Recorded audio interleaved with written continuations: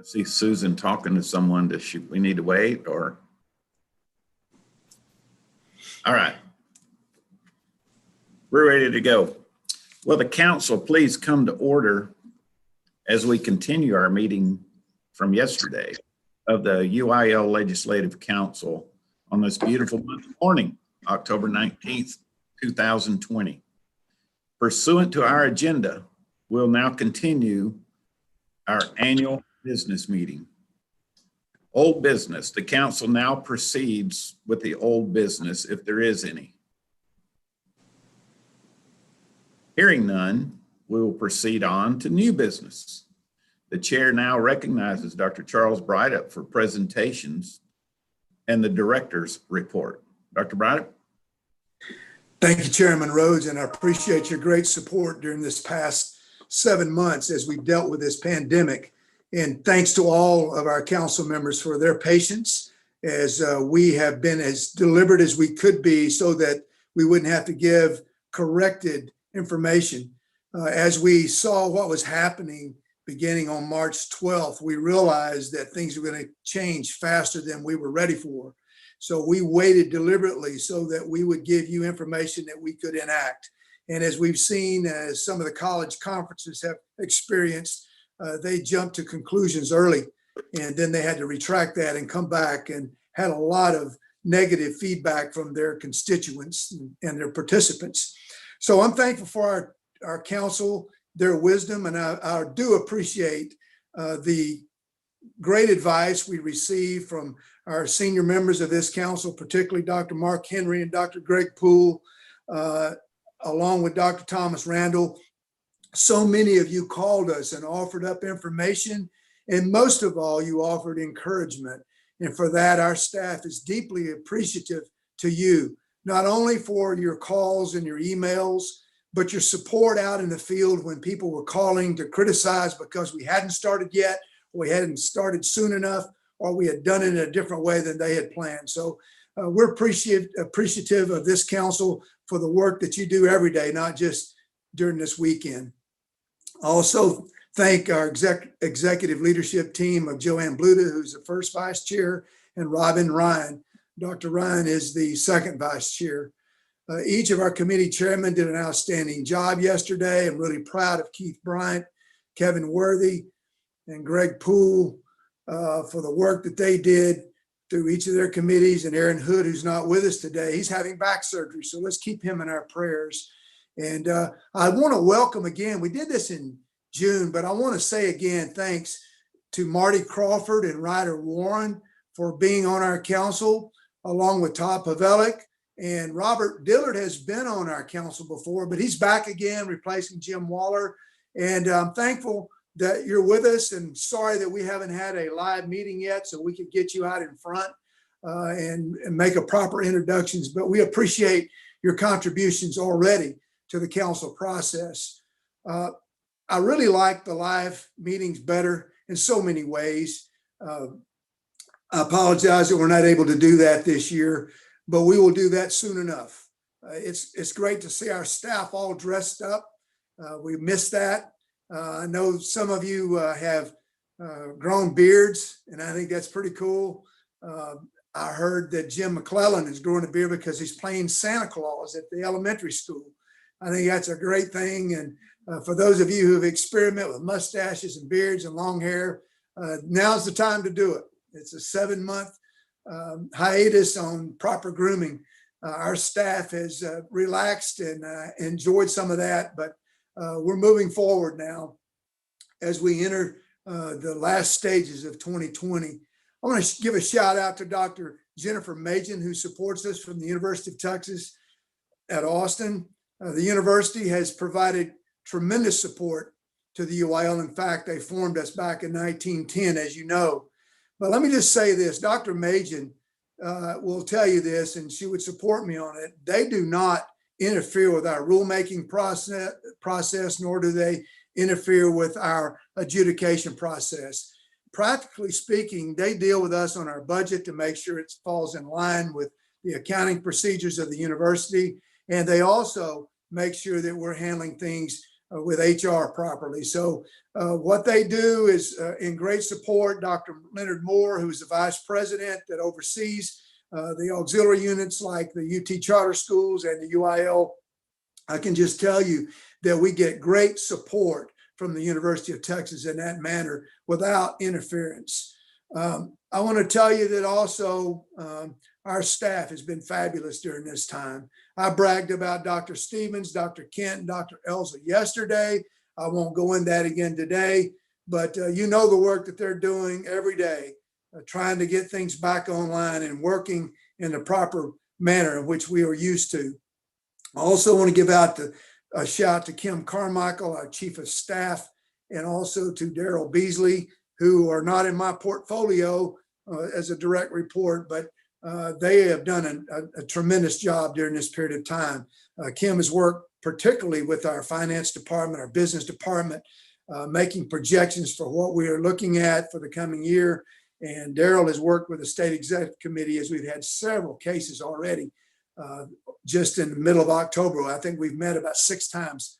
And generally speaking, that's only a couple of times during this period. I want to thank Eddie Walsky for his continued work as our UIL ambassador.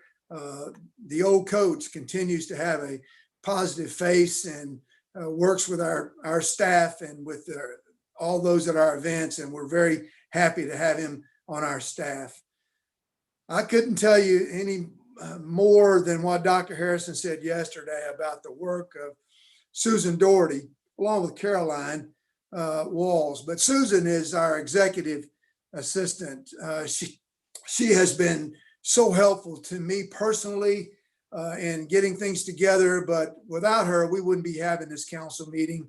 She does so much in formulating the Constitution and the revisions that are made after you make rules changes, keeping up with all the electronic data that comes through every single day. I'm just so thankful for her faithfulness and her ability to grasp what's going on with the schools. She understands deeply how important this is. She has 12 grandchildren, and many of them are participating in something along the lines of UIL activity. She has the first one in college, is playing college baseball. So she knows what we're dealing with here and cares about the work that we do. And I just want to say thanks to Susan for being there and being a good friend to my family, and for being on task every day for what we're doing. So thank you, Susan. I hesitated bragging on Dr. Harrison yesterday because I knew I had this time today. Let me just tell you, we wouldn't be where we are right now with participation if it weren't for Dr. Harrison. You know the steps that had to be taken. All of you do. We had to clear everything that we're doing through the governor's office, through his task force and his strike force. We had to clear everything through the lieutenant governor's office, through the speaker of the House, through the chairman of public education in the House, from the chair of public education in the Senate, of course, with the commissioner of education. That's 6 entities that needed to give a sign off for those things. Now, I've worked with the legislature before, as has Dr. Harris, Dr. Cousins back in his day as athletic director and as policy director. But let me just tell you, no one has done it better than Dr. Jamie Harrison. He has developed a great relationship and trust amongst those groups. So it enables us to stand back and wait for him to show us the direction we need to go. We're all involved in this, of course, and all the event directors and championship directors that we have are involved in all of this. But getting those things done in a proper way and in the fashion that was acceptable is important. And I trust Dr. Jamie Harrison. I believe in him. I believe in his abilities. I know you've come to respect him as well. He's entering into his 10th year at UIL. And I think you have to have about 10 years under your belt before you can say that you really arrived. He's seen a lot and heard a lot. And I can tell you that we're blessed to have him on our staff because he does have 2 young men that are participating in UIL football and other activities. I can tell you he puts an extra level of zest into it because of that. And so he's a big part of UIL, a part of a UIL championship team as a player. He's been a coach and a superintendent, so he knows what you're going through. And I applaud him for his work and am proud to have him as a deputy director of the UIL. As you know, the UIL was formed by the University of Texas in 1910, just as I mentioned. And back in that day, the state executive committee, made up of UT professors and deans and UIL staff, both made and adjudicated the rules, while district committees ruled locally, giving the whole idea of local control back to the schools.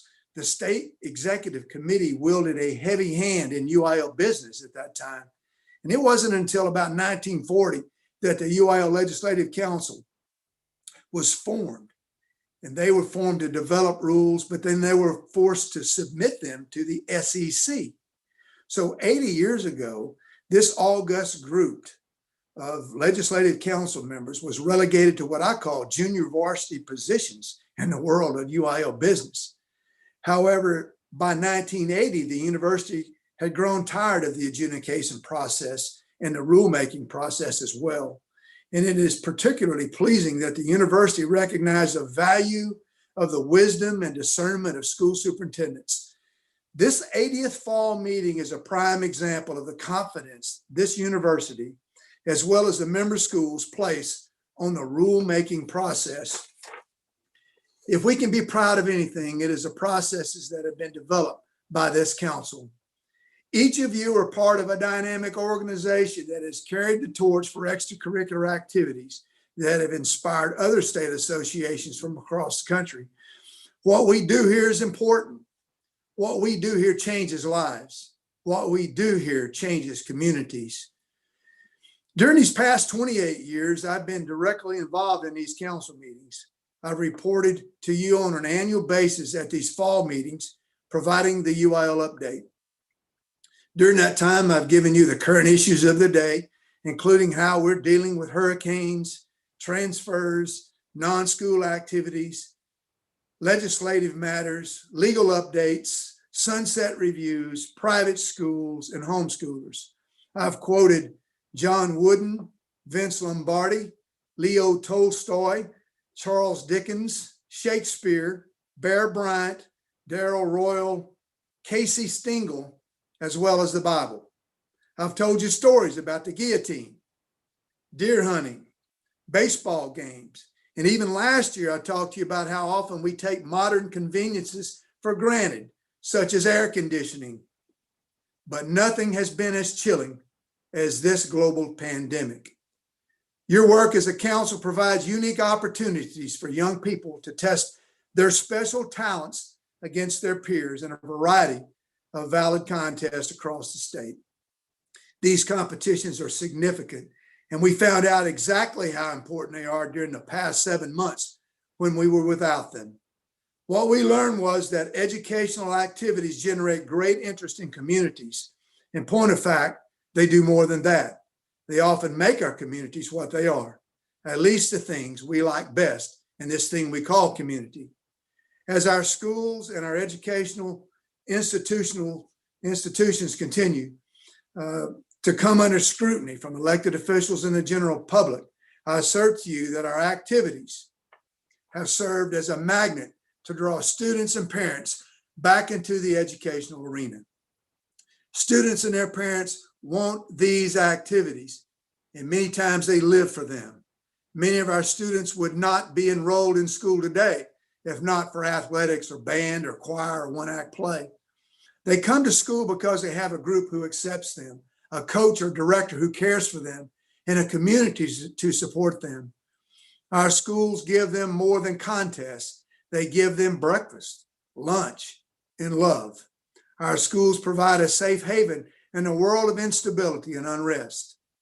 I would argue that in many cases, our students are safer at school and with our coaches and directors than they might be at home. And let's be realistic. If we weren't allowing participation, do you really believe these kids would be sitting at home playing Monopoly?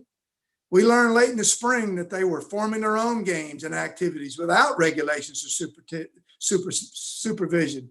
They are safer under your supervision. Just as the UIL learned in 1920 when it sanctioned football for the first time The schools need the league to provide a fair and safer playing field. This is where we're uniquely situated today after more than 100 years. I have been quoted as saying, "I'll be glad when 2020 is over. We've had enough of this pandemic and all these disasters." Today, I take back that statement somewhat, even though we've had anxious moments from the stock market, hurricanes, floods, and fires, even though we've witnessed civil injustice and protest, even though we found ourselves in the middle of the worst global pandemic since the Spanish flu in 1918, I believe these events have made us better people. We have learned that we must have faith in God, and we must have faith and trust in one another. These events of 2020, though unwanted, have made us appreciate what we have during normal times. We are celebrating the 100th anniversary of UIL football and basketball this year. It is interesting to study the evolution of these sports. Since we are in football season, let's begin there. But you can substitute most of our activities, either one-act play or debate or band, softball, into the narrative I'm about to give you. And some of the things I'm giving you are from Greg Lytle, who wrote Big and Bright, Deep in the Heart of Texas. I would say, quoting him, "In organization, scope, or reach, no other nation has anything like high school football. If the quote by Wellington after the Battle of Waterloo is to be believed, the British owed their defeat of Napoleon to the playing fields of Eton as much as any formal military training. With its greater cultural relevance, how much more have Americans been shaped by their experience on the gridiron?" No place could better answer that question than Texas, end of quote. And as I said, you can substitute practically any one of our activities into this narrative. Football is not only about winning championships. If it were, the thousands of teams that don't hoist trophies would be wasting their time. The effort to win is important, and anything worth doing should be done with that goal in mind. But sometimes the most important lessons are taught in defeat. Teamwork, work ethic, discipline, commitment, and respect are taught and learned each season and each day. These lessons aren't things taught perhaps in a classroom, but they are at least as important. At its best, football for a brief moment feels like the most important thing in the world to the men who coach it and the kids who play it. A huge majority of successful coaches go entire careers without ever finishing a campaign with a win in their last contest. Football is really about the life lessons it teaches to the students who play it. Football holds a special place in Texans, especially in small towns. The game speaks to the people here in ways other activities don't. The traditional local recreations of hunting and fishing also keep these people occupied. Small towns don't support their school and kids out of boredom, but because small town Texas social life revolves around the high school in a way it doesn't in bigger cities. As with church, school events allow small town residents to catch up with their neighbors and recognize their kids.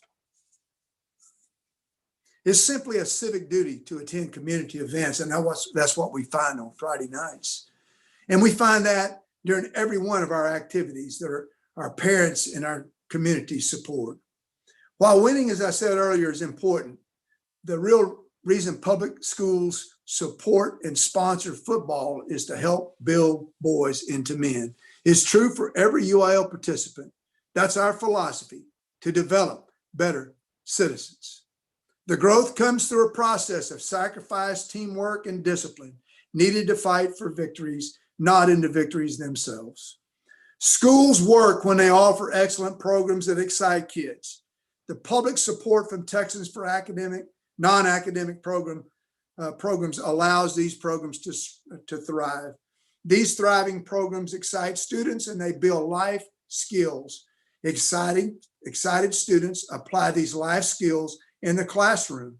In most places, athletics are extracurricular and is seen as a nice way to keep kids off the street after school.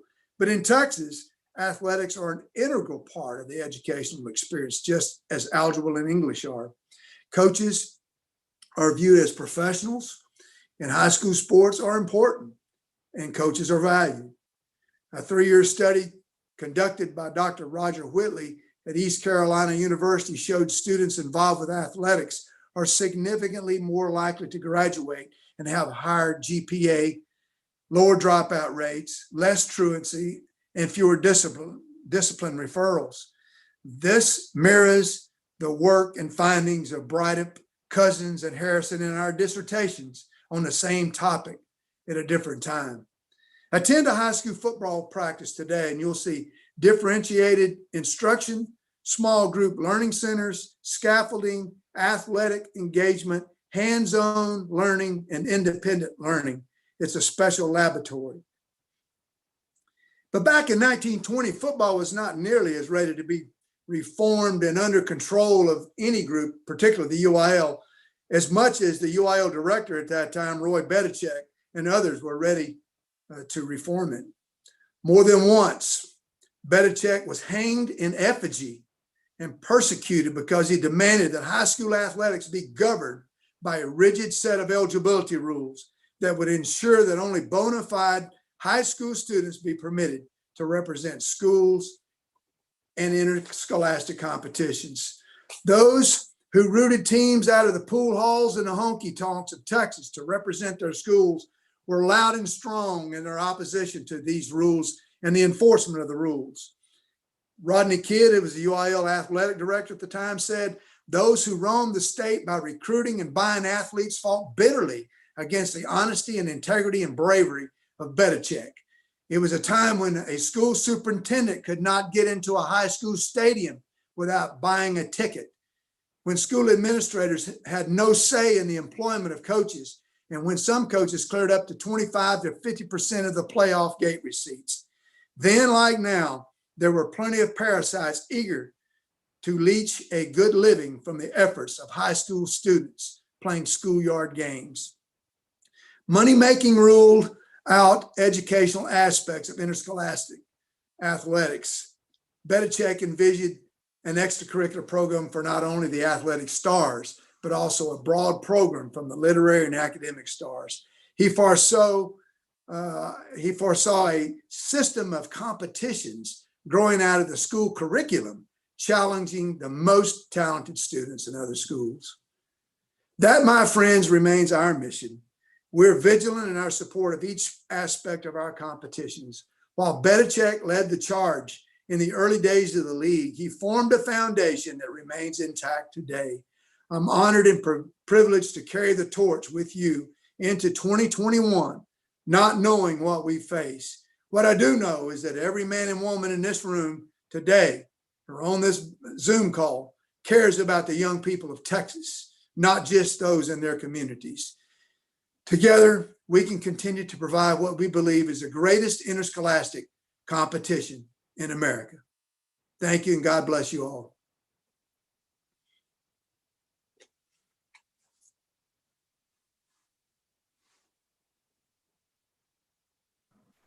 Got to learn to unmute myself still. Thank you, Dr. Brydup, as always, very eloquently spoken, and the passion is there. We truly appreciate the leadership you exude and what all the staff at the UIL stand for, and definitely all the leadership out around the state of Texas, all the coaches, ADs, teachers, parents, and definitely the superintendents. You know, John Gordon was quoted as saying, a crisis will definitely reveal three things. It'll reveal who you are, what you value, and what you believe. So if you kind of base your, center of gravity on loving, serving, and caring, you're always going to come out in the right way. And moving on with our meeting, council, before proceeding to the standing committee reports, I'll give you instructions on voting, as we've heard several times. If you're connected on your computer, please click the participants at the bottom of the Zoom screen. A list of the participants will appear. At the bottom of the list, you will see options to click yes or no. Council members, if you phoned in, use *9 to vote yes. Or just wave big on the screen until Susan or someone catches your attention. We will get it right. We will now consider the standing committee reports of the Legislative Council. We'll begin with academics. The chair now recognizes Keith Bryant, chair of the Standing Committee on Academics, to present the committee's report. Keith.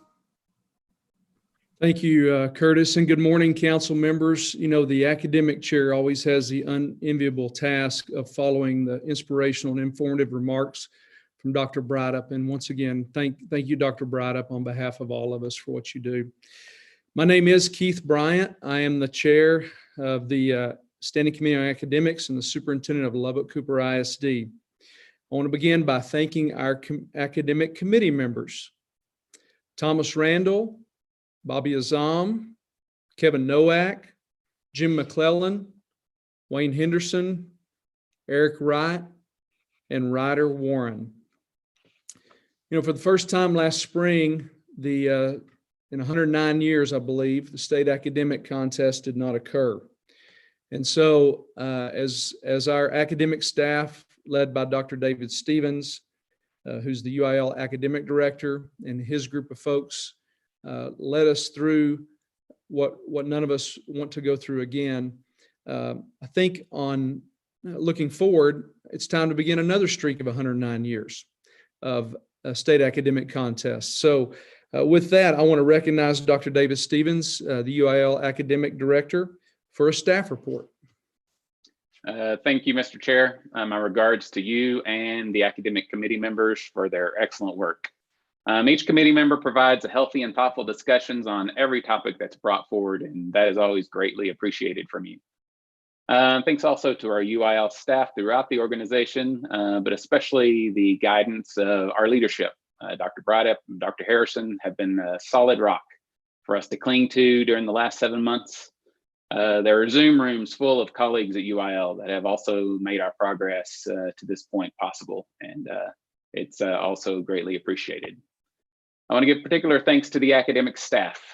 They each, in their own way, make a focus of our academic department on students and serving our teachers and the schools.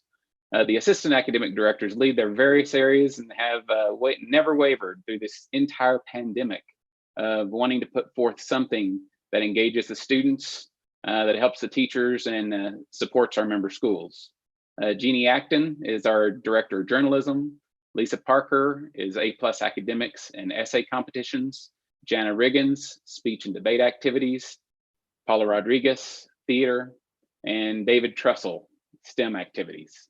I am lucky to get to work alongside them in a regular year, but even more so during this challenge that we continue to tackle. I would like to provide an overview of what's been accomplished since March and how we're preparing for competitions this coming year. When schools canceled, which ended the UIL activities, the academic staff created the at-home experience, where we provided electronic contest materials to coaches to use with their students in any manner they felt would be helpful during their remote learning through the end of the school year. We had about 1,200 coaches take advantage of this opportunity and had a great response of what they were able to experience and keep their kids engaged throughout the rest of the year. We hosted a summer virtual Capitol conference via Zoom through June and July. We had 900 individuals with 5,500 logins to 71 sessions during the 2 months of that conference. And currently, we're hosting the Student Activities Conference with YouTube videos from our test riders, consultants, those championship coaches. And those will be accessible throughout the year, as well as we're working on some live Q&A sessions that will continue through November. At this time, we are planning to move forward with our in-person state events as they have been done in the past for most of all of our activities. But we have a lot of students that we have to bring together from all corners of the state, put them in one room for competition. And so we face hurdles that may prevent us from having, as Dr. Harrison likes to say, the perfect season, or from being able to do things exactly as they've been done in the past. Venues for our state events will be a challenge. However, we're considering multiple options. Should meeting in person not be possible, our venues be impossible to secure, or whatever other manner we have to do in order to have our events. The State Film Festival and the Theatrical Design Exhibition and Awards will be held virtually this year. Both of these are entered online and judged virtually, and we can adjust our judging at the state level to still offer these events in a virtual format without changing the contest. We can also hold the state awards essay competitions in a virtual format as well. For the fall academic events, we have multiple scenarios that are happening with our Winter A+ academic and middle school one-act play contests. Many districts are moving forward as they have in the past, depending on which area of the state they're located, while following the COVID risk mitigation guidelines. Options to a traditional meet they are trying include allowing students to participate at their home campus, supervised by their local staff, and then compiling those test results for an overall meet.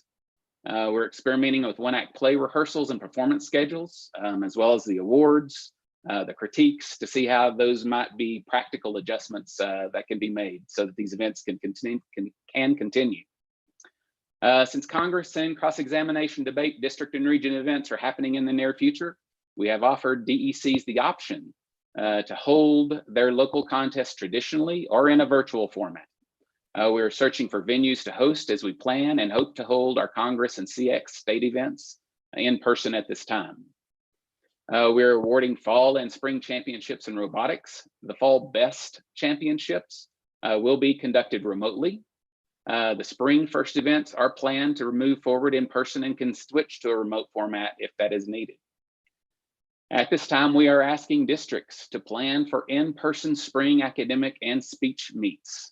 We are working with options for our contest should that be necessary, including digitizing some of the tests that could allow for that, and virtual options for speaking and theater events. Each of those we face several challenges with trying to get something like that done. But we are closely monitoring and evaluating our elementary and middle school fall meets to help inform our plans for the spring. But it is our goal, intention, and our desire to have these events in person, if any way possible. In summary, we're keeping every option on the table so that we can keep students engaged with academic competition this school year to the best of our ability and to meet the needs of our member schools. We are confident as long as students are meeting in person in school, we can hold our academic events in some manner that will be valuable to the students. Thank you, Mr. Chair. That concludes my report. Thank you, Dr. Stevens. And again, thank you for your leadership, your positive outlook. Such a blessing to work with. And as you think through this with your staff, and to Jeannie, Lisa, Paula, Jana, and David, thank you all for the work you're doing as well in the academic arena. On October 18th, 2020, the Standing Committee on Academics met via teleconference session in accordance with the waiver to certain provisions of the Texas Open Meetings Act issued by Governor Abbott on March 16th, 2020. The committee took the following actions during its business meeting. Standing Committee on Academics moves that the Legislative Council pass the following two proposals. I'll go over them individually. The first proposal, the amendment to Section 902 General Regulations would award academic sweepstakes points at the state meet to the school of the individual in each conference that finishes as the outstanding presiding officer in Congress. If approved by the Legislative Council and the Commissioner of Education, this amendment will be effective August 1st, 2021. Okay, council, we've heard the recommendation. Do I have a second? And I'm going to ask for help trying to figure out who that might.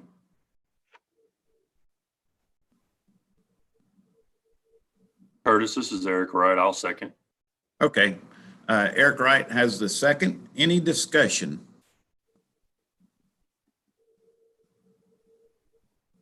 Hearing none or seeing none, please vote as the method was described earlier.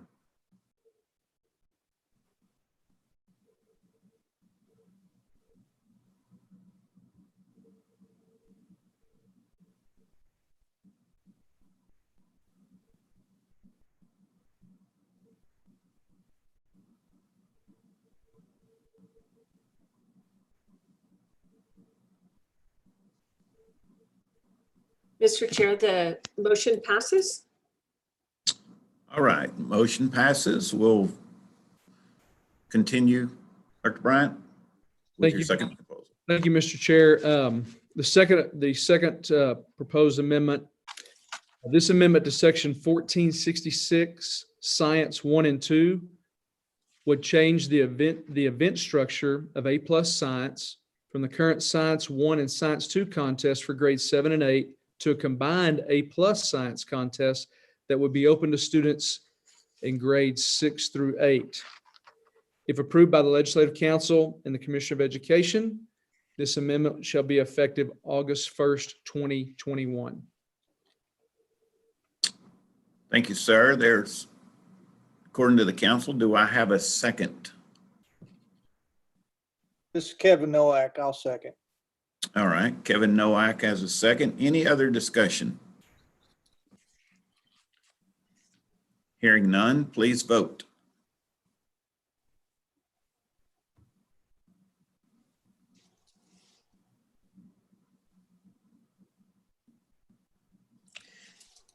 The motion passes unanimously. For the record, it passes unanimously. Is there any other item regarding academics that the council member would like to bring up at this time? Mr. Chair, I have a couple other things to cover. Okay, Besides the two proposals that were referred to the council we just voted on, the Standing Committee on Academics authorized the staff to study the following proposals with a survey. Proposals to reevaluate the computer applications contest. Standing Committee on Academics also authorized the staff to study the following proposals without a survey. A proposal for academic events with a team component to enter a total of up to 6 contestants at the district level and advance the top 4 scores as the team. And a proposal to expand the number of divisions from 2 divisions to 3 in the film contest. And the Standing Committee on Academics authorized the staff to monitor the following proposals. A proposal to create a new division of speech and debate called negotiation, and a proposal to add a new STEM event, space teams. And Mr. Chair, with that, I'll conclude my my presentation. Thank you. you bet. Sorry for cutting you off there earlier, Dr. Bryant, but now at this time, is there anything that anyone on the council would like to bring up regarding academics? Hearing none, thank you again, Keith, for what you do, and Dr. Stevens. We'll move on to music. The chair now recognizes Kevin Worthy, Chair of the Standing Committee to Music, for their report. Thank you, Curtis. Appreciate that. My name is Kevin Worthy, Superintendent, Royce City ISD, and Chair of the Standing Committee on Music. First, I would like to begin by thanking our Music Committee, LaTanya Goffney, Arturo Cavazos, Roland Hernandez, Benny Swalla, Jason McCullough, Cliff Gilmore, and Todd Pollock. Before I turn it over to Dr. Kent for his staff report, I just want to say again, thank you to Dr. Braddock, Dr. Harrison, and the entire UIL staff, not only for your work, but also your support. We are all leading in very challenging times, and you, sir, and your team have done a fabulous job helping us navigate through so many challenges. For that, I want to say thank you. I also want to say a special thank you to Dr. Kent and the UIL music staff. Like I said in yesterday's committee meeting, Dr. Kent does such a good job. He's such an encourager. He's so positive and always is looking for ways to improve that ultimately benefit our students. So thank you, Dr. Kent, as well as Rebecca and Gabe. You guys do such a fabulous job. And last, but definitely not least, we'd like to take this opportunity to thank our Technical Music Advisory Committee. This group does a great job of providing the pulse of the music community and providing the necessary recommendations that are helpful for us as a committee. So on behalf of the Music Committee, we would like to say thank you for your support and all that you do for us.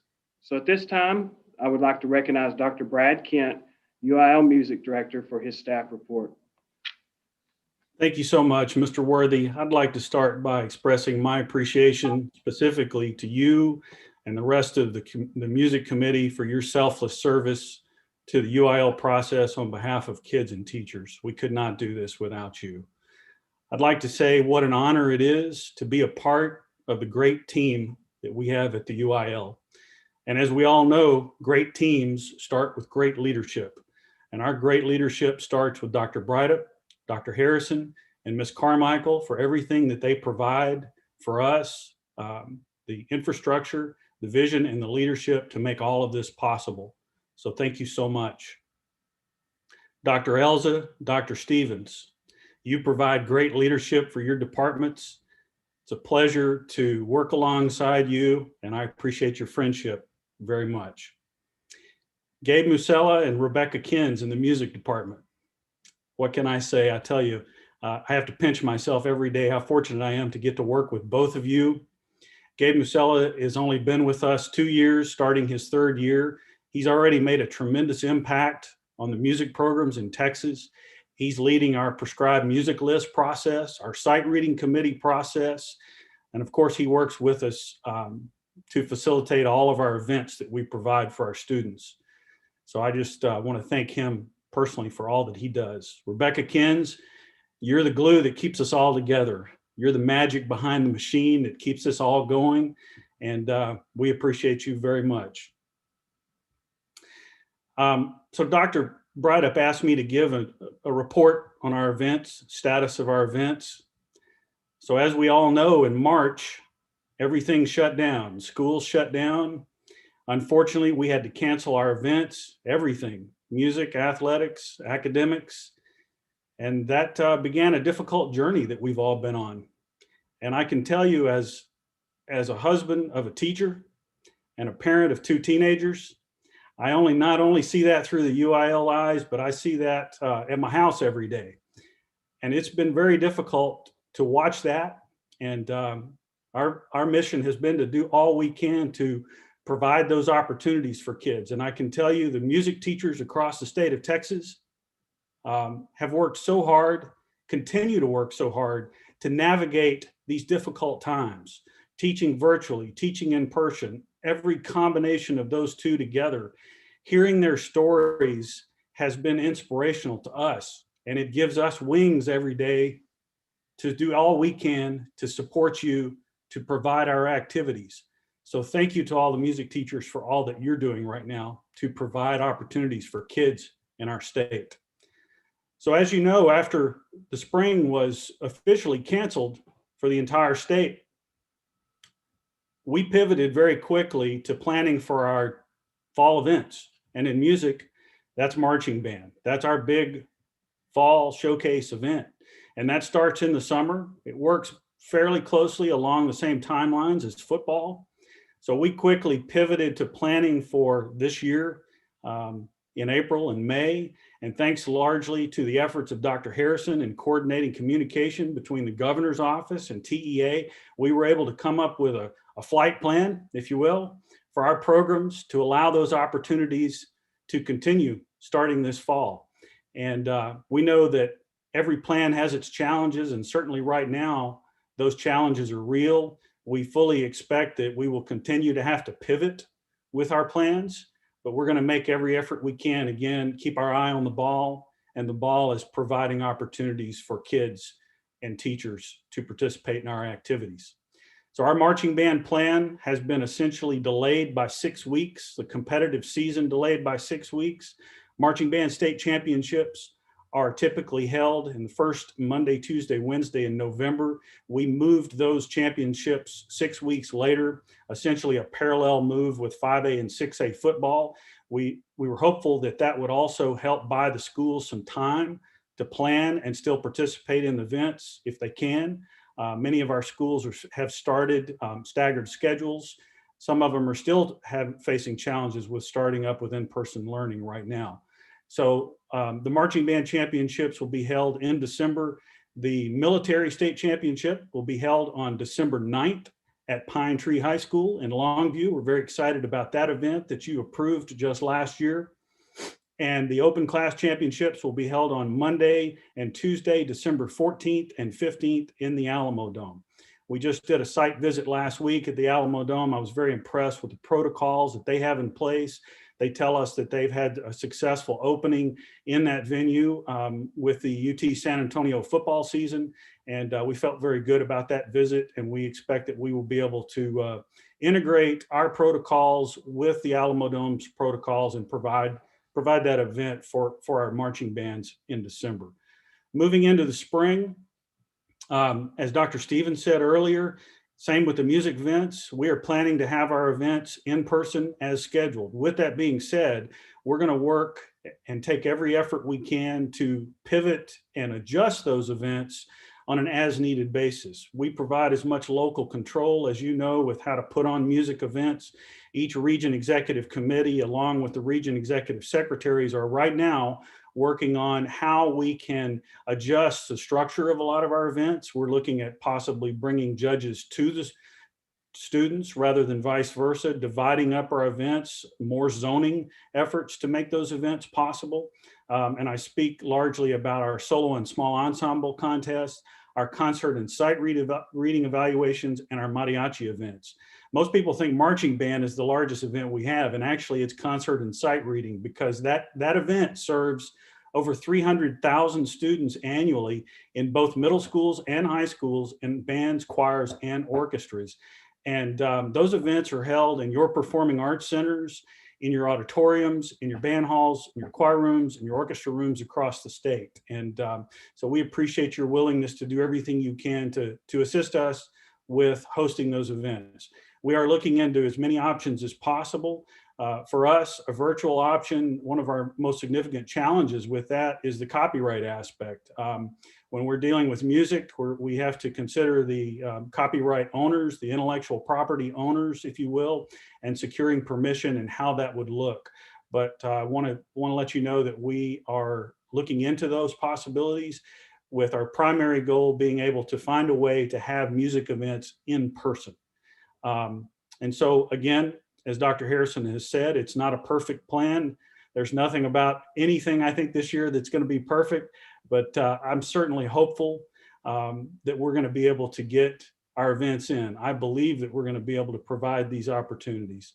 And I'd like to close, if I can, with a quote that I think of often, especially right now. I was born in 1969, and my mother often refers to me as a moon baby. And one of my favorite films is Apollo 13. And if you've seen that film, you may know where I'm going with this. But when that mission was happening and they were facing the troubles they were facing, and in mission control, when Gene Kranz, flight director, was told of the possibility of a tragedy occurring of epic proportions, his response was, "With all due respect, sir, I believe this will be our finest hour." And I believe, because of our teachers, because of our kids, and because of the great leadership that you, the superintendents across the state, are providing, that this will be one of our finest hours in public ed to get through this together. Thank you very much. Mr. Worthy. Wow, Dr. Kemp, very well said. We appreciate your leadership, appreciate that reminder, no doubt about it. On October 18th, 2020, the Standing Committee on Music met via teleconference session in accordance with the waiver to certain provisions of the Texas Open Meetings Act issued by Governor Abbott on March 16th, 2020. The committee took the following actions during its business meeting. The Standing Committee on Music moves that the Legislative Council pass the following proposals.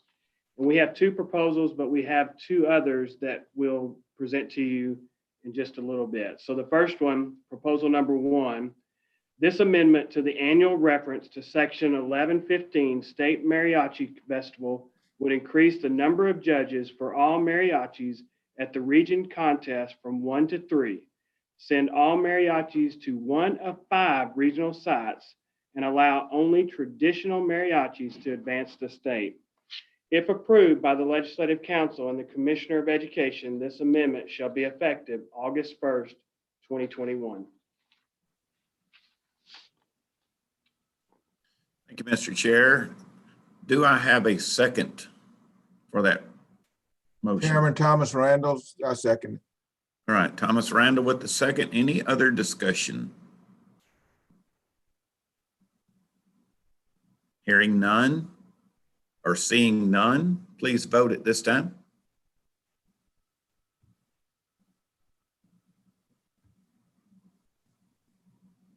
Mr. Chair, that passes unanimously. Thank you very much. Motion passes unanimously. Okay. Next.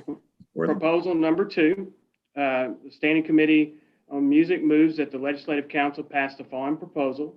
Similar to what is in rule for the other 5 conferences, this amendment to Section 1105, Region Marching Band Contest, would add a ranking process to the ratings process that is already in rule for 1A marching bands to advance to the state contest. If approved by the Legislative Council and the Commissioner of Education, this amendment shall be effective August 1st, 2021. All right, hearing the recommendation, do I have a second? Mr. Chair, this is Cody Morey. I'll second. All right, Cody has a second. Any other discussion? Hearing none, please vote.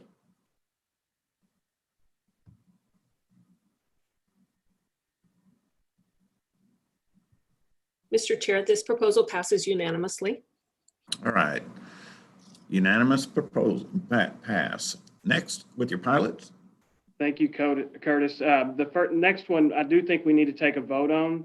There'll be 2 of them there. Standing Committee on Music moves the Legislative Council pass and allow UIL to delay the following pilot to a future year. And that is a pilot to amend the rules for sight reading explanation period. All right. We've heard the recommendation. Do I have a second? I so move. Robert Dillard with the second. Any discussion? Hearing none, please vote.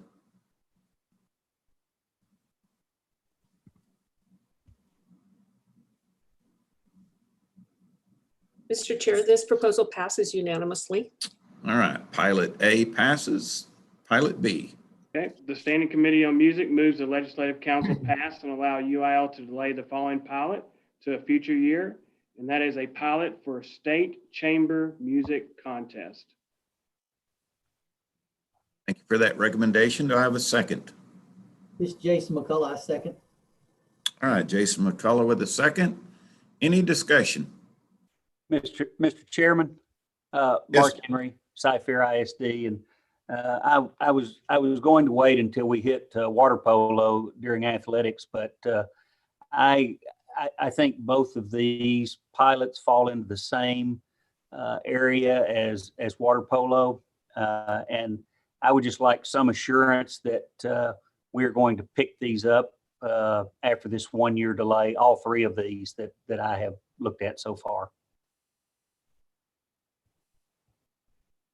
Thank you. That is our intent. Yes, sir. Thank you.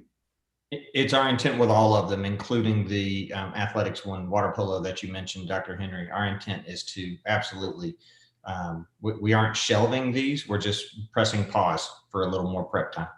Well, I understand because we've had to do that at our local districts, but there's a lot of young people in music and in athletics that we're looking forward to these activities. So I want to make sure that we keep it moving forward as we're able to get back to a little bit more normal. So The discussion in athletics was not to shelve it, but unfortunately, we did say, let's look at it a year from now. We all hope we're not still dealing with this stuff, but absolutely, Mark, the discussion was, this was temporary. Same thing from the music committee, Dr. Henry. It was just one of those things where we felt like it was one more thing that probably needed to be delayed due to COVID, and we'll definitely pick those back up. Okay, any other discussion? Thank you for that, Dr. Henry. All right, at this time, please cast your vote.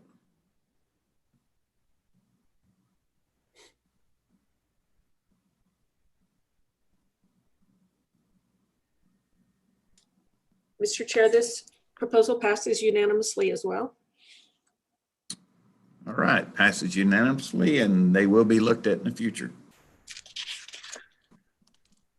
Okay, all right, so the remaining portion of our report, the Standing Committee on Music passed the following proposals, and you just did that. A proposal to add a ranking process to 1A state marching band advancement, and a proposal for mariachi events to add judges, consolidate regions, and allow only groups competing in the traditional category to advance to state.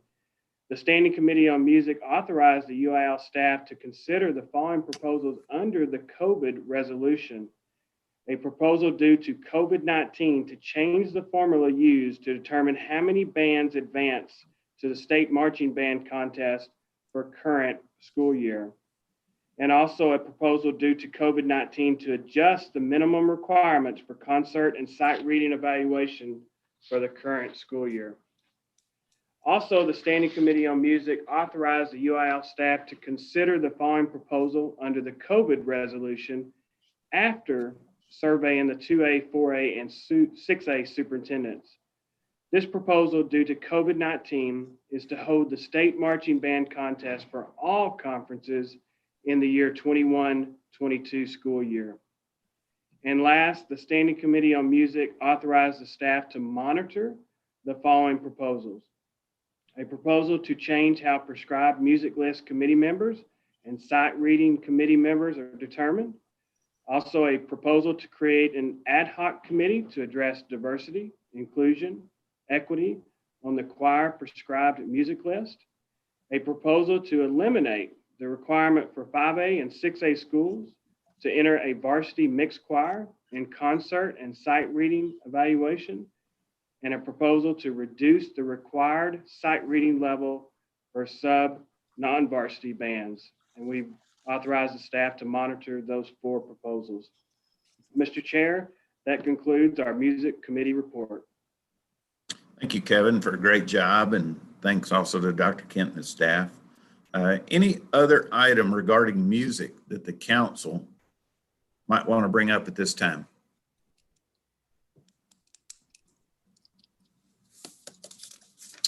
Hearing none, we'll move forward to athletics. Well, the chair now recognizes Dr. Greg Poole, chair of the Standing Committee on Athletics, to present that committee's report. Thank Greg? you. A few comments first. You know, we heard Charles so eloquently speak, and he talked about the number of people he quotes. I think I've got a more efficient way. I'm just going to quote Charles, and he is deserving of being quoted. So we should play that dialogue of his at future meetings to make sure we stay on focus. And it is so clear when he speaks of the passion.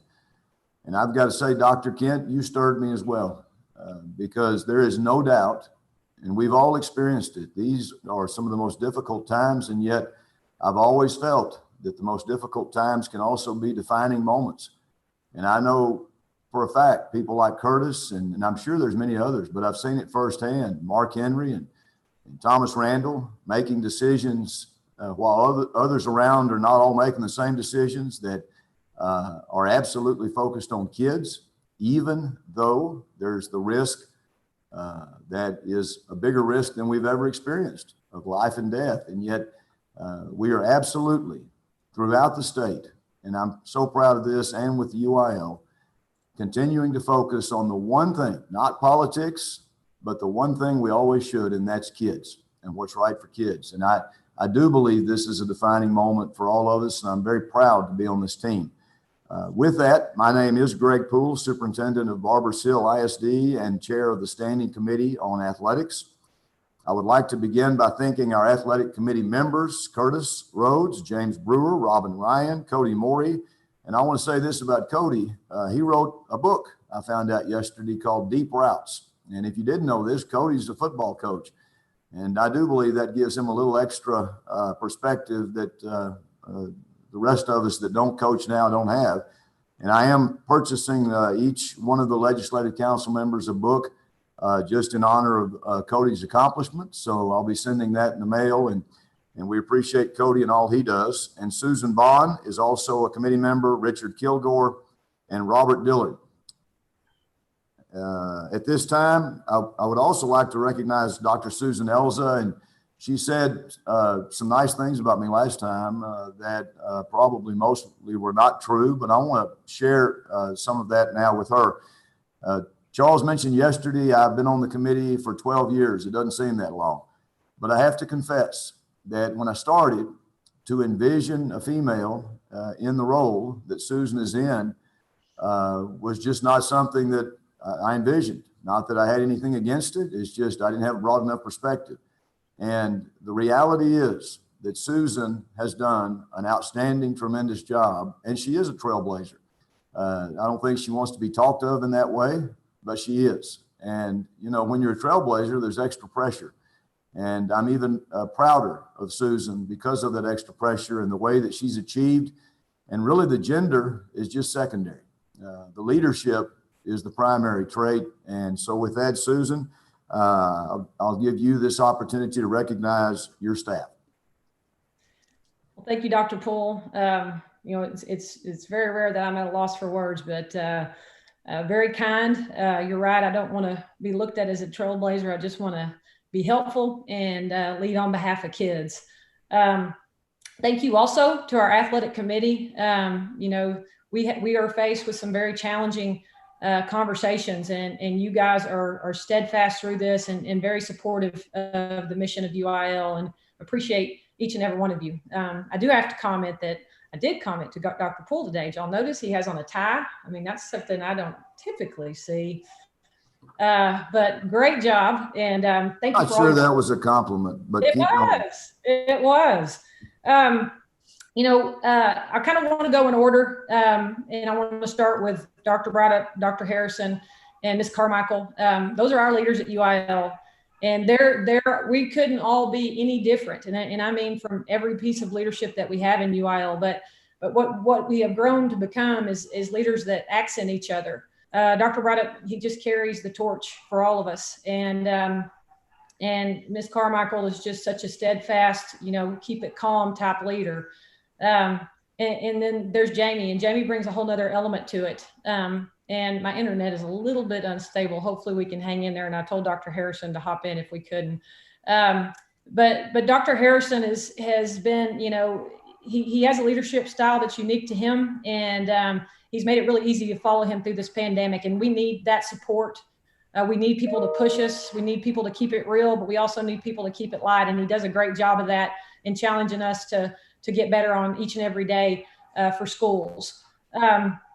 Our staff, let me mention them: Jessica Lane, Hannah Higgins, Crystal Victorino, and Dylan Bankston, our event coordinators and our officials coordinator, and just tremendous young and bright minds that make our staff better. Brian Polk, our associate AD, Brandy Belk, assistant AD, AJ Martinez, Joseph Garman, tremendous leaders. And I kind of want to capture it this way. We all have to lean on something. And, you know, we talk in our office about how we can serve our schools. And this staff, this is what it reminds me of in leading during this pandemic. They're always prepared. They support every school, every coach, every superintendent, every kid, every parent. We get a ton of parent phone calls. They're resilient. They're available. I kind of got onto them the other day because it took them about 30 minutes, you know, each one of them to call me back. And it's because they're so inundated with calls, and keeping up is almost impossible, but they do because they serve our schools. And the one thing that I love about this staff is they see opportunity in adversity. And if you're not surrounded by people like that on a daily basis, it's very tough in this very negative environment to get up every day and have the hope that you need to get through these challenges. I skipped a group of people. Dr. Kent, Dr. Stevens, y'all are incredible. You're 10 classes above me, but y'all are someone I can always lean on and count on to get advice from. And Dr. Kent, your heartfelt speech, it centered me today. it reminds us of what we're here for. So thank you both for your words. Ultimately, we wouldn't all be doing this if it wasn't for our coaches, our athletic directors, our athletic trainers, and our superintendents and principals and all the leadership in schools. So thank you for all your work. We feel like we're in the trenches, but we're truly not. We're not day in and day out having to make sure protocols are in place and make sure that everything is lined up and kids are safe, but yet still able to compete in UIL activities. So thank you for your work. It does not go unnoticed.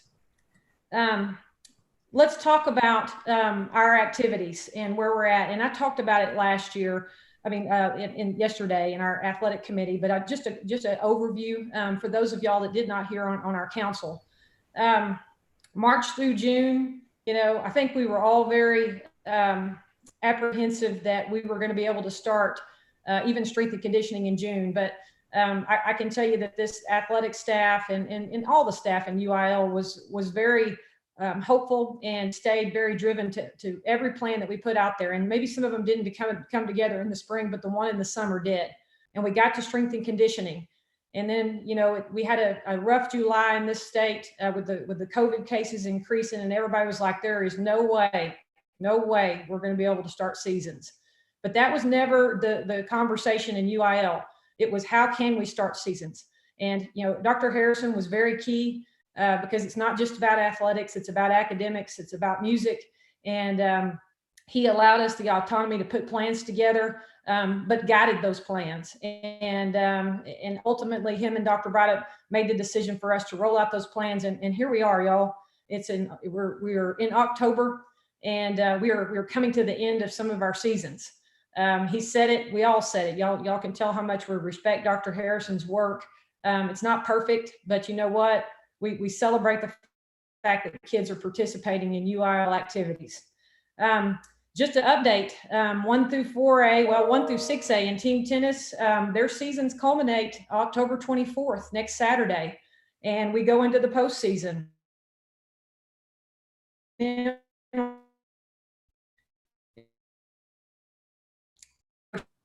We know that there might be with some challenges, and we will navigate through those as we get there. I heard Dr. Kent say it 100 times. It's a good basketball phrase and a good a phrase for what we're talking about. We're going to pivot, and we're going to adjust, and we're going to make decisions as we go. And our goal is to crown champions. Volleyball, a week from Tuesday. Internet connection's looking a little weird, but I think I'm okay. October 27th is the certification. A week from Tuesday. 1 through 4A state championships, Colwell Center in Garland, November 21st, finals only. December 12th, 5 and 6A, finals only. Cross country, October 31st is their district certification. And then we go to regional meets. We will hold a 2-day meet in Round Rock, November 23rd and 24th.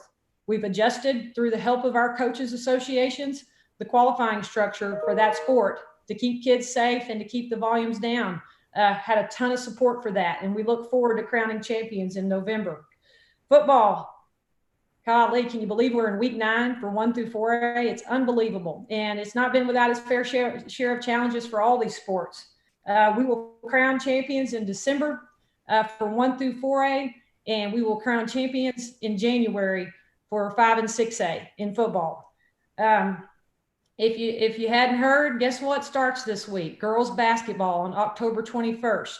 Boys basketball on October 28th.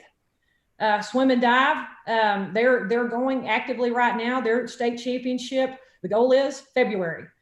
Separate the boys and the girls is where we're tentatively at right now. We couldn't have got there. We had to reduce some of our qualifying structures, reduce some of the invitational meets right now just out of safety, and I'm Tiska has been outstanding in that, and we appreciate their support throughout this. Wrestling, I talked to Coach Stevens, have wrestling coaches, and their sport has been pushed completely to January, we hope, and they've been fully supportive of it. They've been very realistic with the challenges on a one-on-one sport like that. Our goal is to start them with weight certification.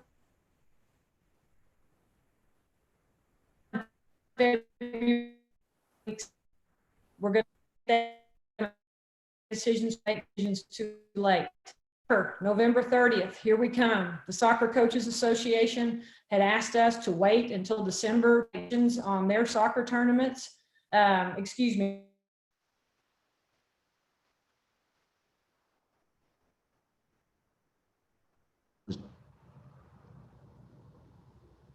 Mr. Chairman, I can do my report while we're seeing if her internet connection works. It's whatever your desire.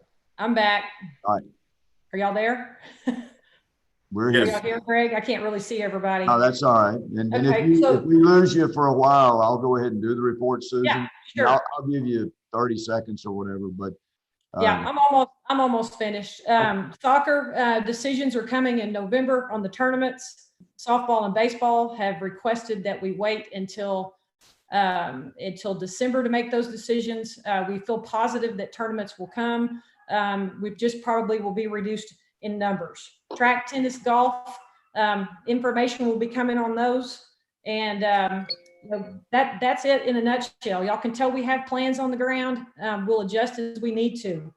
Our goal is to lead with hope and not fear. We want to say thank you to all of our coaches associations, THSCA, TGCA, the Soccers, the ADs, the baseball, all of them. And everything we do will adjust, adapt, pivot, and prepare to help schools complete seasons. Dr. Poole? Thank you, Susan.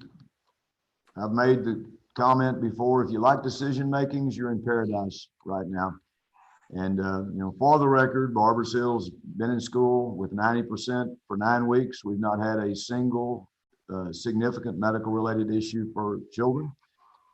Certainly that's a concern moving forward, but we're certainly proud of that. We passed a bond election as well. So we know everyone out there is making decisions and continuing to do whatever they can do to best meet the needs of kids. So on October 18th, 2020, the Standing Committee on Athletics met via teleconference session in accordance with the waiver to certain provisions of the Texas Open Meetings Act issued by Governor Abbott on March 16th, 2020.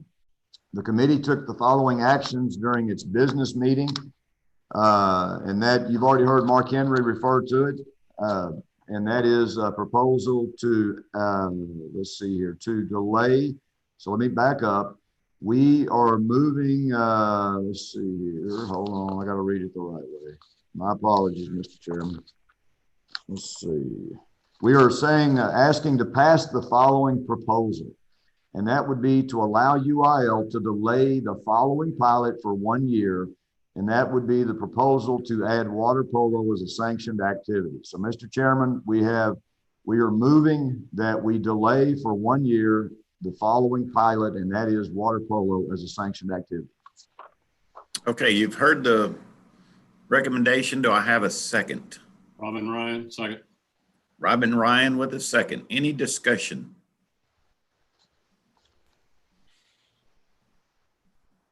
Hearing none, please cast your vote.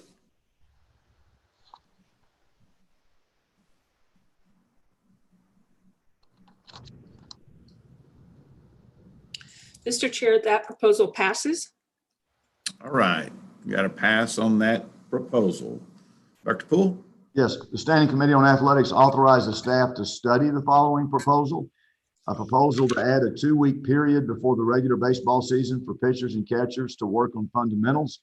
There was much discussion on this and a couple of other things that were brought out in the public forum, and certainly safety is always important. But as is often the case, we want staff to make sure that we're covering the safety of all sports and not just baseball, and that there may be other methods to achieve the same results. So we certainly see the merit, but we want to continue to study. And the Standing Committee on Athletics authorized the staff to survey the following proposals. And I want to say that again, to survey for all superintendents out there, be prepared to see this survey coming. And that is what we heard from Sam Tipton and Joe Martin. They both had proposals that were similar, and a proposal to allow schools the flexibility to interchange when the 60-minute skills training and 60-minute strength and conditioning are scheduled, and a proposal to give an additional 60 minutes of strength and conditioning period outside of the school day. Both of those have to do with flexibility, and again, a survey will be coming. The Standing Committee on Athletics denied, rejected, or took no action on the following proposals: a proposal to create a separate 1A conference in volleyball, softball, and baseball, a proposal to consider a $5 increase for officials for the 21-22 school year, or to create a long-term plan, and a proposal to adjust the junior high athletic start time. And then finally, Mr. Chairman, the Standing Committee on Athletics passed the following proposal in concept: a proposal to amend section 1204M to adjust the portal to portal travel reimbursement and remove the last mileage range. And that had to do with, we heard Mr. Fitch speak on that topic. And that again is what we passed in concept. Mr. Chairman, that concludes my report. Thank you, Dr. Poole and Susan. Dr. Elza. Council members, is there any other business related to athletics you'd like to bring forward? Mr. Chair, this is Eric Wright. I was just wondering, will the staff also study the possibility of allowing pitchers and catchers for softball as well? I can speak to the discussion, and I'll let staff say it as well. That absolutely was brought up. In fact, Susan Elza even mentioned that she herself was a softball player and had surgery because of the wear and tear. And so, Eric, that is partly why we studied it, because of how it applies to other sports. And so we're not suggesting to pass it at this time. But from what I heard, absolutely, before we would move on something that applied to one sport, we would want to see its application to all sports. Susan, do you have any other comment? No, you hit the nail on the head. And Mr. Chairman, I do want to share with the group something that I was not aware of that is athletic related. Just it may be applicable to any superintendent out there or athletic director. I've been doing this a while, and thank you to Jamie Harrison, who knows the rules well enough to just instantly quote it to me. And as we experience the difficulties of a less than 100% capacity stadiums, and in football, the rules allow in UIL to request, if you desire, to get 50% of all of the seating. So for those in Barbers Hill, we have a few games where the visitor seating is absolutely a fraction of what home side is. So if people have questions, Jamie or Susan or Charles can help you. But if you're not aware of that, it only applies to football. Again, that is an existing rule. In fact, it even predates Charles Bryden, which is saying a lot. I think we all agree. But he still knew the history on it. So I just want to take this opportunity to apprise the group, Curtis, because it certainly could be applicable to us. And in case it is something that is perhaps needed by any of the other superintendents on the Legislative Council. And again, that does conclude all of my report. Thank you, sir. One more time, I'll see if anyone else has any items they'd like to bring up about athletics. Hearing none, we'll move on to policy. And since Aaron Hood is not here, Dr. Henry, I believe you're doing the chairmanship over this? Yes, sir. I'm going to do the report. Go ahead. My name is Mark Henry. I'm superintendent of Cypress Fairbanks ISD and vice chair of the Standing Committee on Policy. I would like to begin by thanking our policy committee members. As has previously been stated, our chairman is Aaron Hood, Joanne Bluda, Todd Morrison, Steve Flores, Walter Jackson, Keith Murphy, and Marty Crawford, and certainly appreciate all of these folks for participating in the policy committee meeting yesterday late in the afternoon. I've said over the past few months, the only job worse than being a school superintendent is being executive director of the UIL. And I think that's probably pretty accurate. Certainly we have some local decisions and local people who are always upset with us, but being executive director at this time of not probably the best student activities organization in the world is a very difficult job. And certainly appreciate Dr. Brydup and how he's handled that burden along with Dr. Harrison and Caroline Walls, and certainly behind the scenes, someone who takes care of not only them, but takes care of us, Susan Daugherty. She's always such a pleasure to see at all the events, and appreciate all the work that she's done. You know, I can tell you that one of the best days I've ever had in my career, and this is year 40, was, and I told the policy committee this yesterday, was that first football game that I went to about a month ago. And I saw the smiles in the eyes of so many students on the sidelines. Certainly the football players were so pleased to be out there, but the cheerleaders and the drill team and the bands and all of the students that were in attendance, you could see how, yes, they've missed school, but certainly they've missed their UIL activities. And Greg and I have talked quite a bit about this. And, you know, as superintendents and at UIL, we try to focus on what's in the best interest of students. And I think if we take this attitude like UIL has of how can we make it happen instead of just we can't, if we all take that attitude and we put the best interest of students first, I think that we're going to see some real payoffs this year. It's going to be a difficult year. I said last April, I said this is not a 3 or 4 month deal. This won't be over any sooner than July 1st of 2021. And we may be lucky if it's over by then. And then, of course, there's going to be some damage that's been done financially to all of us after that. But let's continue to find ways that we can make things happen for students.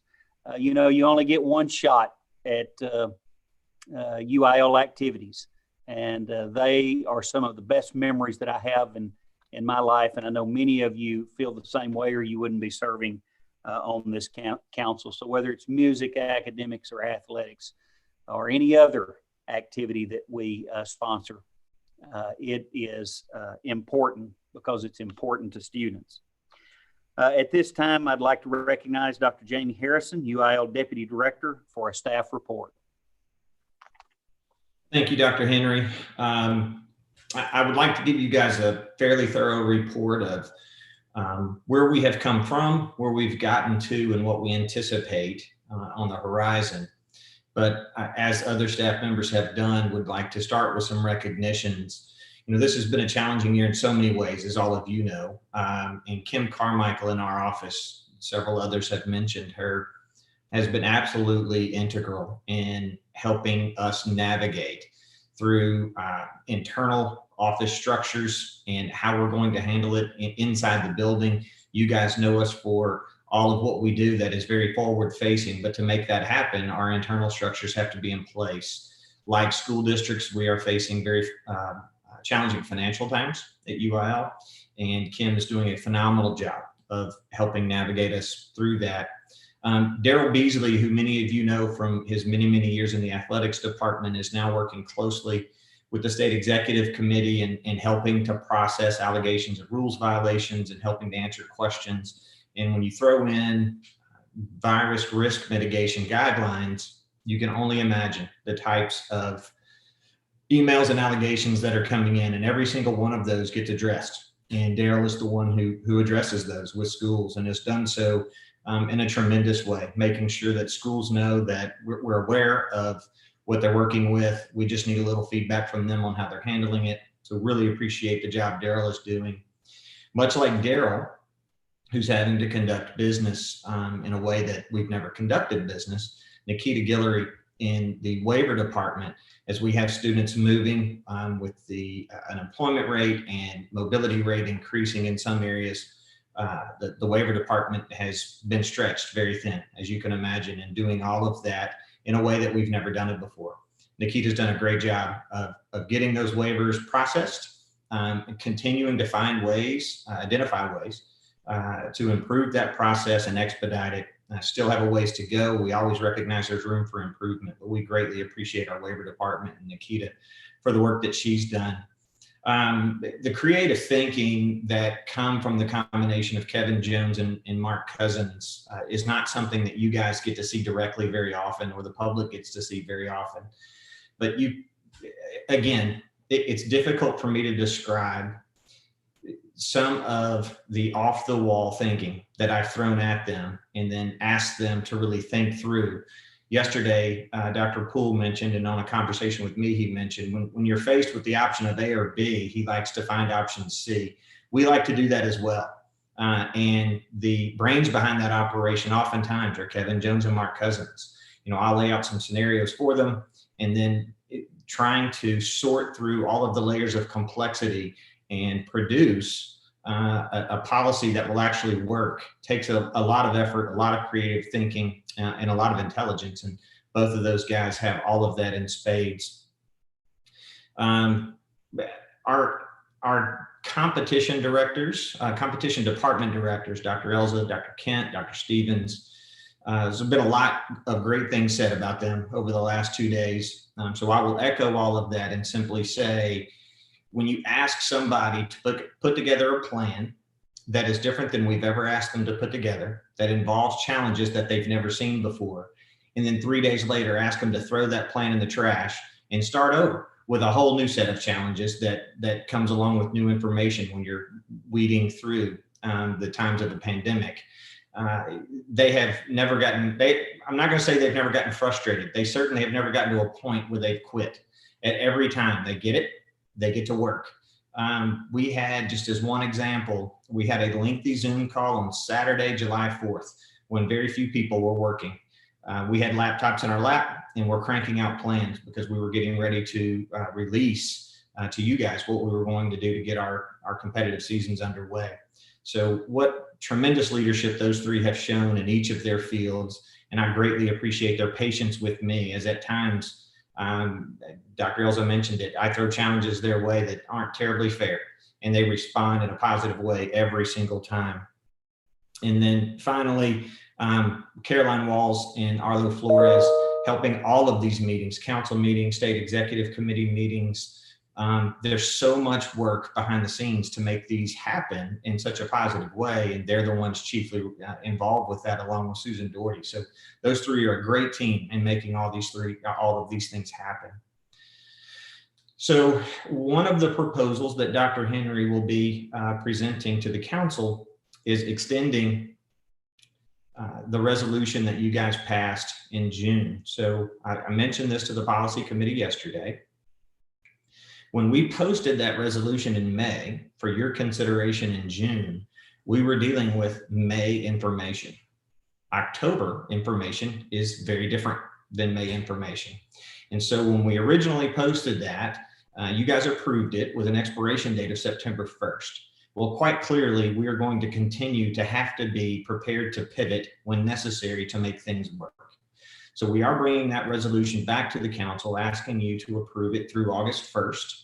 We chose August 1st because beyond that, we may need beyond that, but we can deal with that later.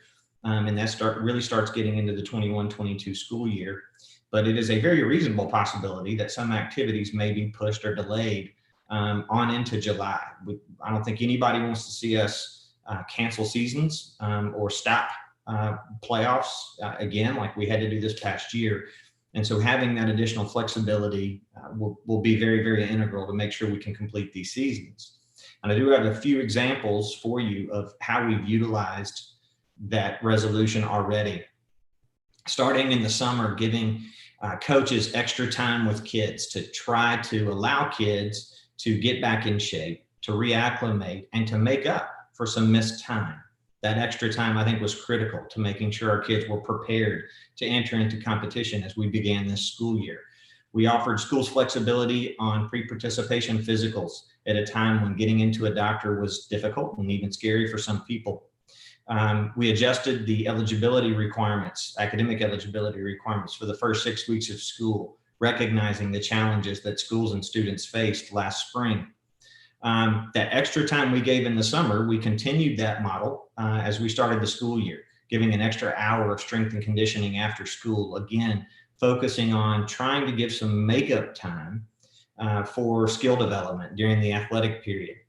The Commissioner of Education has worked very closely with us in a number of areas that involve statutes to provide flexibility to schools when it comes to no pass, no play, which we cannot waive, but did find some ways to offer you some flexibility in light of how you're educating kids differently now than ever before. And also with the school week limitation, understanding that the later we get with cancellations in district seasons, the more difficult it is to make those games up. So UIL had already provided flexibility for the school week the calendar week limitation, which is UIL rule. The school week limitation is actually in statute, but does provide for exceptions that, working with the Commissioner of Education, we were able to apply and email out to schools. We continue to work on the issue of fan capacity. As I mentioned to the policy committee yesterday, what percentage you place on that really becomes somewhat moot when you factor in the necessity for the additional spacing as required by the governor's order. So to maintain that social distancing at those events, it doesn't matter what percentage you put on it, you can only get so many people in a facility if you're going to still allow for that additional spacing. We would love to see that capacity from 50% go up. And we're continuing to try to find avenues to do that. Right now, we're going to stay with the 50%, understanding that each school is responsible for determining what that 50% is. And we do not have any prescription for how you calculate that. That is a local decision. You know your facility better than we do. You know what will work better than we do. And so we trust schools to implement that in a way that works best for them. We do have football cancellations that are causing rescheduling. We do have the 5-day rule that allows you to play on a Monday and a Saturday. So you can get 2 football games in a week or 3 games in 15 days. That 5-day rule, though, is so critical to safety, specific to the sport of football. We do want to make it clear that the 5-day rule is still in place. So there are some other areas where we think we can use the resolution, and then we are quite confident that there will be challenges arise that we can't think of today that we will need that resolution to get through. So we appreciate your trust in how we are utilizing that. We will continue to notify council members before we notify the rest of the schools for any application of that waiver.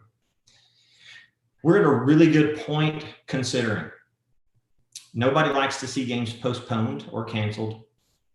There's been a lot of talk about district executive committees asking schools or forcing schools to forfeit because they're unable to compete for some COVID-19 related reason. I will continue to say that one COVID-19 related postponement is not necessarily equal to a different COVID-19 related proposal. How many teams are in your district? What sport is involved? What week in the season it happens? And all of the other local facts that we don't know as well as district executive committees all come to bear on each of those individual decisions. We would love to find a one-size-fits-all answer for those, but we haven't found one that fits all of the unique scenarios that are being thrown our way. So we're going to continue to allow those decisions to be made by the local district executive committee. And then, if and when necessary, appeals to those decisions can be made to the UIL State Executive Committee. UIL staff gets heavily involved when we're aware of a situation like that. We call not just the DEC chair, but the other schools involved and try to see if we can help provide some information about how other areas or other districts have handled those situations and help lead them to the best possible solution. As we enter the playoffs, it's important for everyone to notice that there will be problems we cannot solve. If we are going to ask everybody else in the state to wait for one playoff team, finishing a playoff season will be impossible. It simply won't happen. It's also important to note that a postponement in the playoffs, because it's postseason, feels more important. But we have schools, we have council members, Dr. Cavazos, for example, down in Harlingen. I don't believe they played a game yet. So we knew we were starting seasons when the most of our schools could play, but not all could play. And we knew there would be different times during the year that different schools would not be able to participate.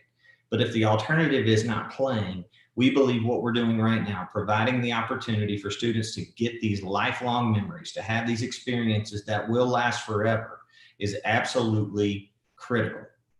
No one, it's been said by many people, no one enjoys a crisis, no one likes a crisis, no one wants a crisis. But when a crisis is upon you, leadership is critical.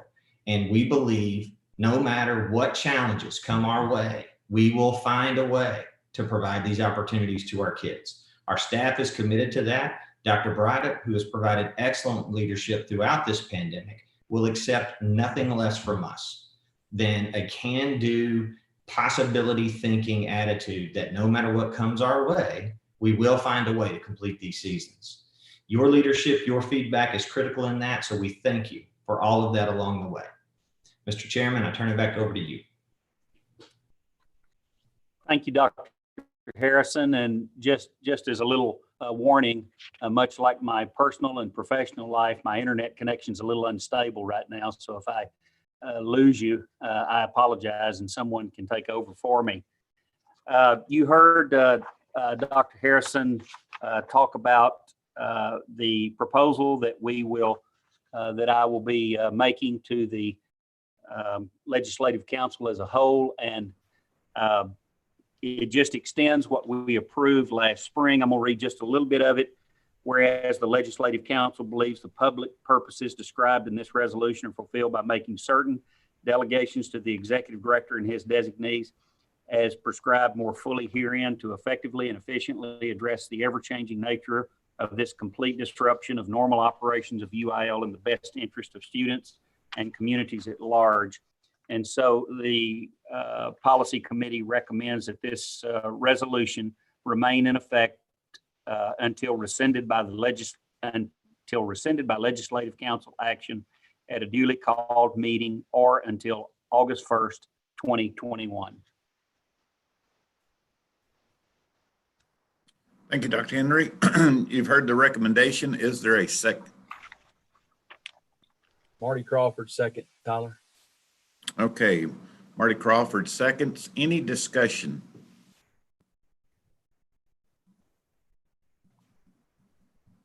Hearing none, please cast your vote.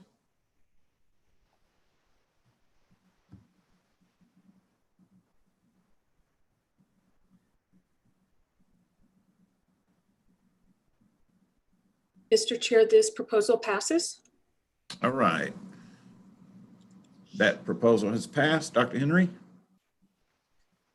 Yes. The Standing Committee on Policy authorizes staff to monitor the following proposals. A proposal to add esports as a UIL sanctioned activity. The Standing Committee on Policy denied, rejected, or took no action on the following proposals. A proposal to amend the full-time day student rule. A proposal to lift no pass, no play due to the pandemic. A proposal to add space teams as a UIL sanctioned activity. A proposal to amend the requirements for the overage waiver. That ends my report, Mr. Chairman. Thank you, Dr. Henry. Is there any other items to be discussed or brought forward regarding policy at this time?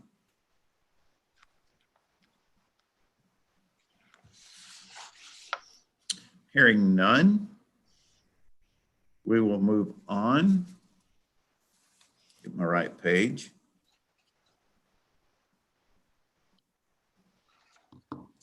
To nomination of officers. I guess I'll back up. Is there any other new business? Does any of the council members have any new business to present at this time?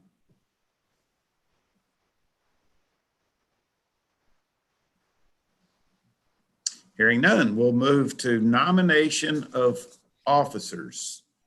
After the nominating committee met, I report that the committee moves that Joanne Bluda be nominated as chair, Robin Ryan as first vice chair, and Cody Moree as second vice chair of the Legislative Council for the term October 2020 through October 2021.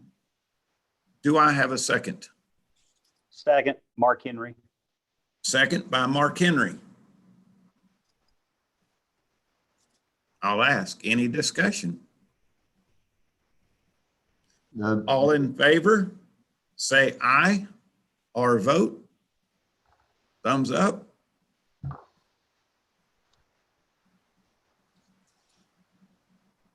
I'll put you on the spot. All opposed, unmute yourself and say aye. Mr. Thank Chair, you. passed. It passes. And y'all are in much better hands now with Dr. Blue taking over. So I'll now turn the meeting over to Dr. Brydup for some special presentations. Dr. Brydup? Thank you, Mr. Chair. And once again, congratulations to the new slate of officers. Know that you will serve faithfully, and congratulations, Joanne. You get to take all these phone calls from me now, and Curtis can stand down for just a little bit. He's been outstanding. I can tell you that during this difficult time, and I'm so appreciative to him. I'll say something about that in a minute. Right now, I'm going to ask for Greg Poole to make a special presentation for a council member who retired almost a year ago. We haven't been able to recognize him. We hope that we could have done it during this meeting, but he's out of town. So Jim Waller served faithfully for us for over almost 10 years. And I want Greg Poole to say a few words, and we have this recorded, and I'll send it to Jim and also send him his plaque with his medal. So Dr. Poole? Yeah, I'd be glad to. And just quickly on a few other notes, I believe Robin Ryan will be the first. I know how much you love history, Charles, and I do too. I think he's the first one to be a father-son chairman of the Legislative Council. And then Cody, I don't know if there's been any coaches, but I'll ask you, Charles, before I begin, are you aware that there's ever been a football coach that's chairman of the Legislative Council? No, we've not had that. We've had, I can't recall, but one other Conference A superintendent serving as chair of the council. So if that occurs in 2 years, Cody, got to hang in there, and Dr. Ryan does too. And I think the council will faithfully follow your lead there, but that's two unique situations. Yeah. So, and definitely we're upgrading to go to Joanne from Curtis. I know we all can agree on that. And then one other comment, Robin Ryan has stood the entire time of this Zoom meeting. And I just have to call him out on that because, man, he's a warrior. Either that or he can't find a chair to get close enough to the camera, perhaps. But I do want to call Robin out for that. Now, Jim Waller, first and foremost, how about he's got impeccable timing? I mean, and he is proud of it too. Let me tell you, I talked to him recently, and you know, you would think there'd be a little bit of, boy, I miss you guys. You know, I miss the kids, and no, not any. I mean, his exact quote, so awesome, doing what I've never been able to do. He just got back from fly fishing in Colorado and camping. And he said that that's the first time he's camped. Now, that's a whole nother story there for a country boy that's never camped. But, you know, Jim is from Idalou, Texas. And you may not know this, my family's from Post, which is not far away. My mother, in fact, my dad just came back from, I don't even know how many, reunion in Post, Texas. They beat New Deal, for the record, because he was there, and they didn't even have their stud player, okay? Well, here's the best compliment, and those around that area know what this really means. The Kirkpatricks at one time owned half of Garza County, and one of the Kirkpatricks played quarterback for Texas Tech. I mean, he was a stud now. And there was a Kirkpatrick family that moved to Idalou from Post. And for that to happen, believe me, people in Post noticed. And what it meant is how much leadership that Jim had displayed, that district. Of course, they've been to the state playoffs and numerous things and academically successful. But when you could get a Kirkpatrick to go from Post to Idalou, that's a resume builder right there. Jim married his high school sweetheart. He also has 2 grandkids. He's got a ranch there in Idalou. And if you wonder where the name Idalou came from, I think It was, they wanted the railroad to come there. And so that was the daughters of, two daughters of a railroad commissioner or something. So there was Ida and Lou. So there's your trivia. I actually did have time to know Jim on a personal level. And, you know, that's what's so good.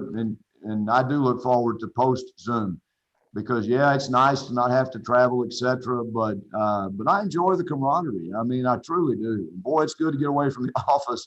Certainly is now. And you know what was so evident in talking to Jim is he's in a small district, I'm in a big district, and he's way up on the other part of the state.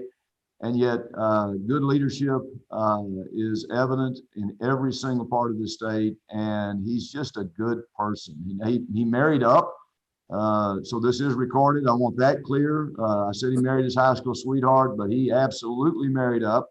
And more than anything else, he's truly a good friend, and I miss him, and I will miss the interaction. You know, you always say, yeah, we'll talk and all of that, and it usually doesn't happen. Unfortunately, hopefully it will. Hopefully we can. But I just appreciate the UIL for many things, but also because it afforded me the right to meet Jim Waller and to see his leadership. And I didn't always appreciate what he said. I mean, there were times when I wished he'd just not said anything in the athletic committee, okay? Because he was complicating things for me, and it seemed as if he reveled in that. But I can tell you this, every time he had something to say, it was worthy, and it was well thought out, and it was a sign of true reflection and true leadership. And so Jim is absolutely enjoying his life post Idalou. He did tell me this morning he had a meeting. The reason he wasn't going to listen in live is he had a meeting with his former board president. Now, I cannot tell you that when I retire, I'm meeting with any board members for any reason. So there we go. We get a picture of him. So that proves, I'm not sure he caught that fish. I mean, let's all admit that. That's probably somebody handed him that fish. But Jim, I know this is recorded. I love you. I miss you. And the profession of education is a better profession because of you. And the UIL Legislative Council is a better council because of your leadership. Thank you. Thank you, Dr. Poole. And we do admire and are jealous of Jim and what he's doing now. Just so thankful for him and his leadership and his service to the public schools of Texas. I know when we had our first state championships with all the schools in the Metroplex, we had 3 games over at Mansfield, and one of those games was Idalou. And they won that state championship game, and Jim Waller was as excited as any player or coach. And that just meant a whole lot to me, just standing back watching as he embraced every player and hung those medals around those players' necks and the coaches. It meant the world to him. And I just know he felt like that way about everything. I've visited his school a couple of times, and people respect him and care about him because they know he cares about the kids. And I'm sure they have a great replacement, but I'll always remember Jim Waller for that. And as you said, Dr. Poole, he's a great friend, and I miss him and love him too, and look forward to seeing him again. So thank you for your words there, and good luck to you, Jim Waller, wherever you go and wherever you stay. Next, I would like to have Dr. Thomas Randall make a special presentation. Dr. Randall? Well, let me start by saying, Curtis Rhodes, you were the right person at the right time to lead the UIL. Your calm and steady leadership during the height of the pandemic, I'm sure that the staff will echo the fact that you're one of those folks that has ice in his veins. You really just stay calm and steady about whatever it is that you're doing. And all of that, from a local perspective, having a chance to work with Curtis, we had 2 hurricanes to deal with as well. And Curtis is borders right next to me, and we are often on the phone trying to make some decisions together, and it's always focused on children and the students in our district. And he's highly respected by his peers, highly respected by his community. And I refer to him as my hero because he knows how to balance fun with work. Any of you all that know Curtis knows that he's going to spend time with his family.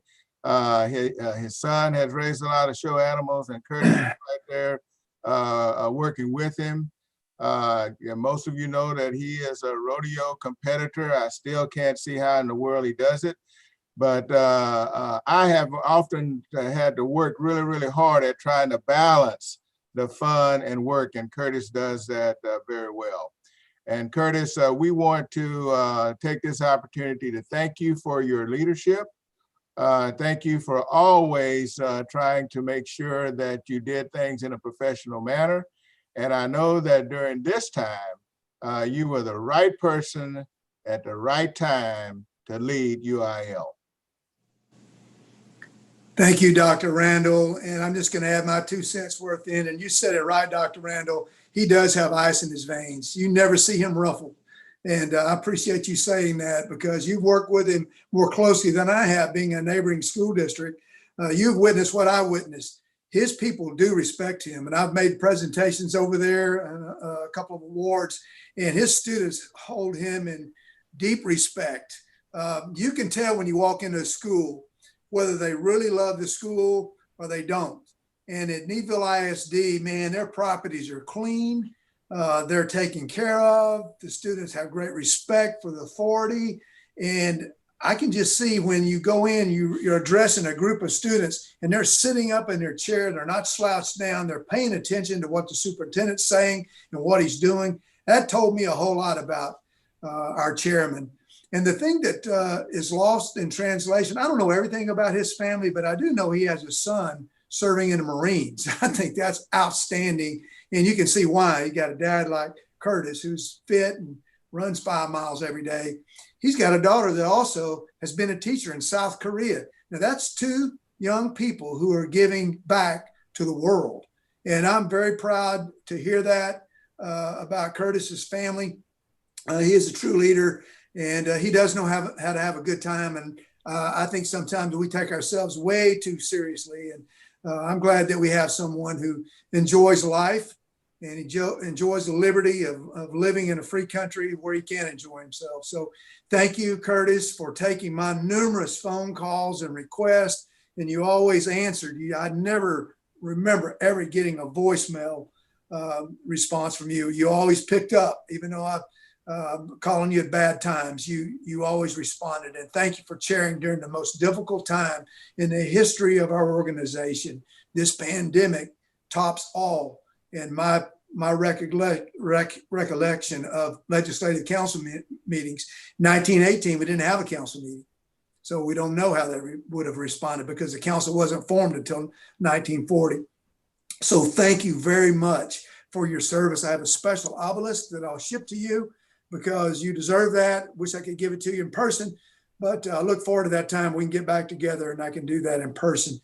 One other note along this line, Dr. Thomas Randall, you may have heard the announcement, most of you did, that he's retiring later on in the year. We're glad he's going to stay with us to another council meeting, and we'll look forward to recognizing him in a different way.